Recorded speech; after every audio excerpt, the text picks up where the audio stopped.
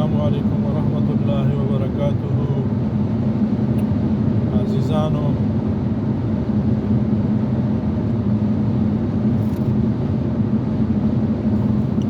خبره د یووالي ده.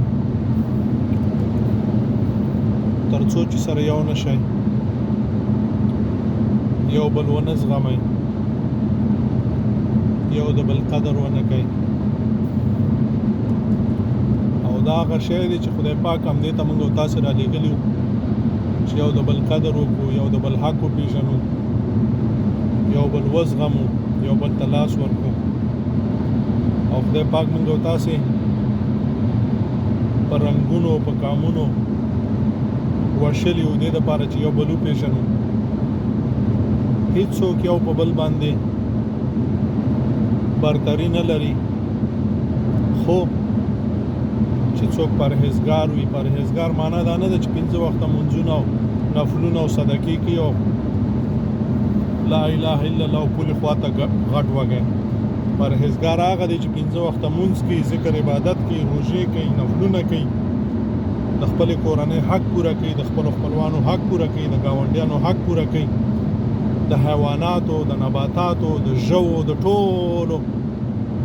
حق پوره کوي. دې ته وایي پرهیزګار. موږ او تاسې نن سبا پرهیزګار دې ته وایو چې بس شپې تهجد او ورځې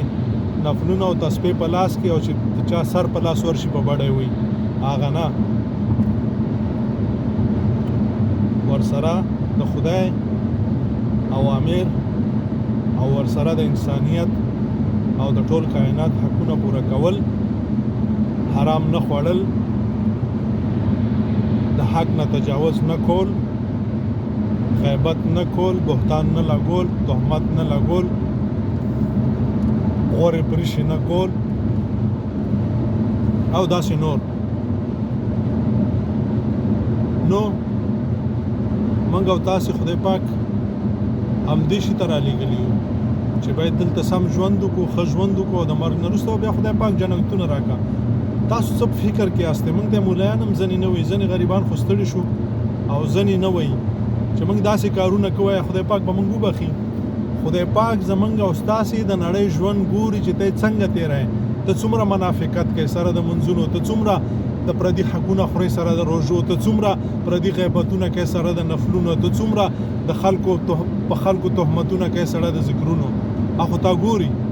ته په نړۍ کې تا څومره د خلکو خدمتونه کړي، تا په نړۍ کې څومره د خلکو روغې کړي. او کتل د شیطان په څیر دوه جنګولي سره، بل ته د کوی کنلی زه ښه وخورم خو بل ته د ولږې مړ شي، زما بچي د ښه واغوندي خو د بل بچي د غرق شي، او داسې نور. قدرمنو او د دې سره یووالی زمونږ او ستاسو د ټولو نه لویه دښمني او لوی دښمن چې دی هغه بې اتفاقي ده په خپلو منځو کې. تر څو چې موږ او تاسې بې اتفاقي ځکه ده چې موږ د یو بل حق نه منو. تر څو چې موږ او تاسې د یو بل حق ونه منو، یو بل ونه زغمو، د یو بل قدر ونه کو. د انسان په څیر ژوند هر سړی پوهېږي. تاسې باور وکړئ چې لیونی هم په پوهېږي. دا په صد خو پرېږده چې لیوني هم په دې باندې پوهېږي، ماشومان هم په پوهېږي، دا ځوانان خویندرونه او دا چې عمر زیات دی، دا خو څه کوي؟ دا خو استادان دي.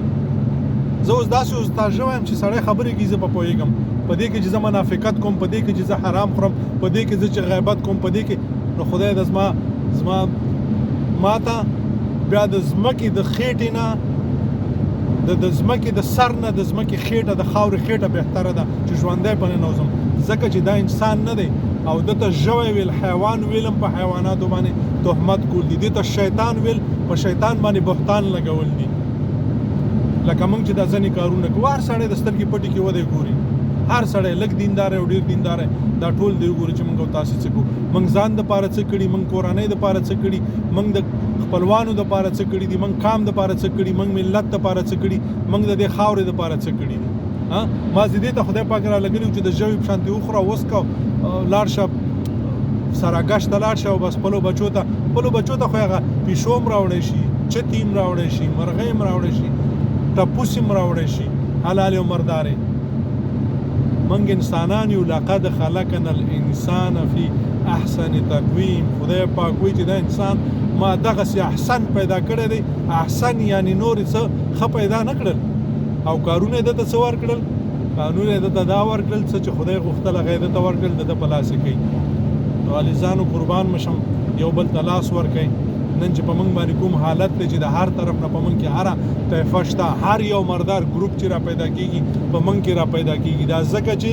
زمونږ د ټولو نه غټ دشمنان اول زمونږ او ستاسې دا حزبونه او پارټۍ دي چې په موږ کې دي ستاسو یو پارټي تاسو ماته راوښیه چې چېرته په پنجاب کې شته په سند کې شته دی د دوی ټولې په تاسو کې شته ځکه چې تاسو مردار خواره یاستئ تاسو د ټینګې پیسو ته نه پیسو باندې بیا خپله ښځه هم خرڅوئ او خپله لور هم خرڅوئ خپله مور هم خرڅوئ لکه چې خرڅ هم کړل ډېره بخښنه غواړم تر څو پورې چې سره یو نه شو همدغسې به وژل کېږو همدغسې به هم وژني او مخ به هم تورئ هم به م وژني هم به م بدنامئ هم به بوره هم به بدنامه دا ځکه چې زمونږ د پوښتنې څوک نشته او څوک چې د ځان پوښتنه نه کوي څوک به یې څه پوښتنه وکړه او د ځان پوښتنه به هله کړي چې ته یو ملت شې ته یو قام شې تر څو پورې چې سره یو نه شئ خپل حق لاسته را به نه وړئ تر مرګه پورې په همدغسې ارمانونو کې به ځئ لکه مشرانو چې ولیدل څوک چې د حق غږ کوي درته یې داسې مړ کوي او داسې تور په لګوي که او تر څو پورې چې د دې دښمنانو تر څنګ ولاړ یاستئ کله چې لکه هغه د اودسماتي کاغذ نه وي کله چې ستاسو کار پوره کې به هم همداسې اخلي داسې به ما چې بیلګې مثالونه تاسو په خپله ګورئ چې ستاسو په علما څه وکړل بیا به یې بدنامئ عالم به م راپاڅي چې دا شرابي او دا کبابي او قابل د همدې به ځه کوي چې هغه تل عمر خپل کام هم د دپاره وژلی خپل ملت یې وژلی خپل مسلمانان یې وژلي الله مو ژوندي اوسه لره یو بل ته لاس ورکړئ یو د بل نه قربان شئ یو بل وزغمئ څنګه چې ته څنګه چې زه یم هغسې ته ما مخکې درته وویل هیڅوک په هیچا برتري نه لري څنګه چې هر سړی ځان لري هر سړی درد لري هر سړی خشی خوښي ځکه رسول الله صلی الله علیه وسلم وایي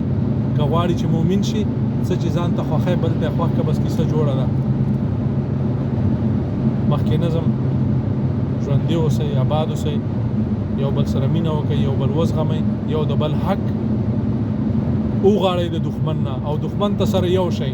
السلام علیکم ورحمة الله وبرکاته